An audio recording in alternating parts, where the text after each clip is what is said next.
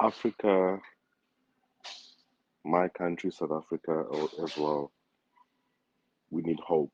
We need to give young people hope. We are all caught up with the triple C's currently, which is the conflict that we're seeing around the world with the wars in Ukraine. We are caught up with issues of COVID that we're still trying to recover from. And of course, the climate change, which is the third C, that we need to navigate and find ways on saying, how do we deal with that and give hope to our people that they will be safe, that our people should be able to be in a position where they stay in land that is safe, that can be able to be resistant to some of the climate change. We need to give hope to our youth. Our youth are unemployed. We have a very high rate of young people in the continent that are not employed. We have a lot of people in the continent who are entrepreneurs. These are people that are selling vegetables on the side of the road.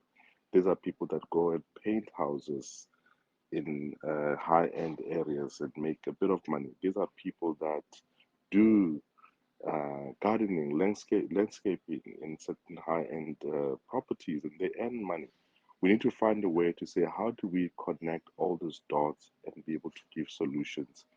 We at the South African Housing and Infrastructure Fund, SAHIF, we of the view that housing and infrastructure in the continent can be able to help us to recover from the triple C's and be able to bring hope back to our young people and to Africans in general.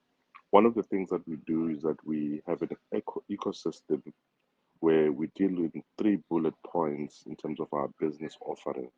One is that we buy land, we get it ready through town planning processes. In South Africa alone, it can take you between 2 years, 3 years, and sometimes even 5 years just to get a piece of land ready from a town planning processes where you need to do environmental impact studies, geotech studies, and a whole lot of professional engineering work that needs to be done before you can actually get the land ready. So that's almost like mining the land.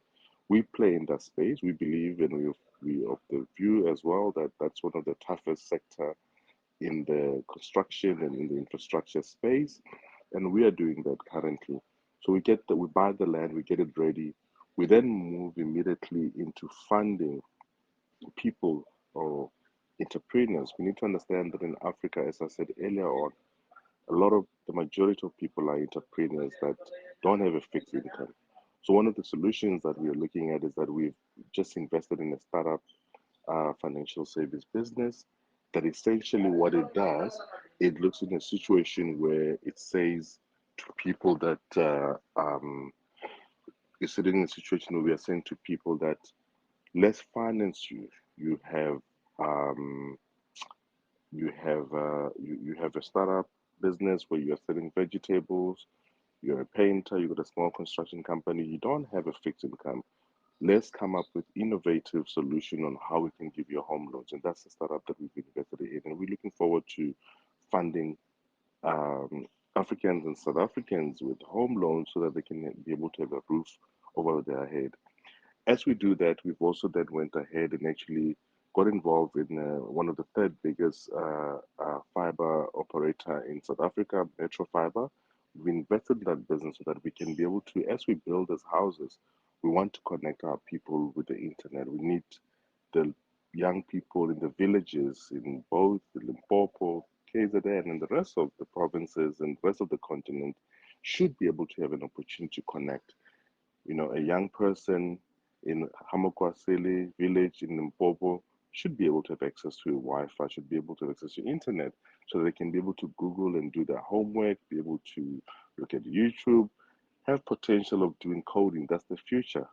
We are in a decade of Africa that we need to make things happen. We need to give hope to our people. We need to make sure that young girls are connected, that they understand that they can look at opportunities like coding. So that's why we've also said, let's put our money into this type of investment where we can be able to connect our people. And the last part is that we are aware of the fact that we are having energy crisis in the continent and in South Africa, where we are saying that as we migrate from the one method of how we used to have electricity power at our homes, we will be obviously paying some school fees during this time as we make some changes. And we then also have created a business that deals with the solar system, where we're coming up with an amazing solar solutions and also a very innovative funding of the solar systems, because they're quite expensive as well if you're going to get quality power electricity from solar. And we helping our people to also find an innovative way on how we can finance that, as and when we build these houses, we also install the solar system and be able to make sure that we can address the issues of energy that we are struggling with. The continent is growing. I mean, the next 5 to 10 years, 1 in 4 people will be at African. We have the youngest population in the world. Africa is growing, and we need to make sure that we can address these issues of electricity in the continent. While we are doing this ecosystem of giving hope in infrastructure development, we will be able to create jobs, because as we build these roads, there's clinics, there's hospitals, all the social amenities that comes with us as we build these houses, that we need to make sure that young people can be able to work again in construction. Young people should be able to work again and be able to do steel work as we develop these things. Young people should be able to work in the shopping centers that we are building next to the developments where people will be living. There's a lot of opportunities that we can create, and we are of the view, once again, that we will give Africans and South African hope once again.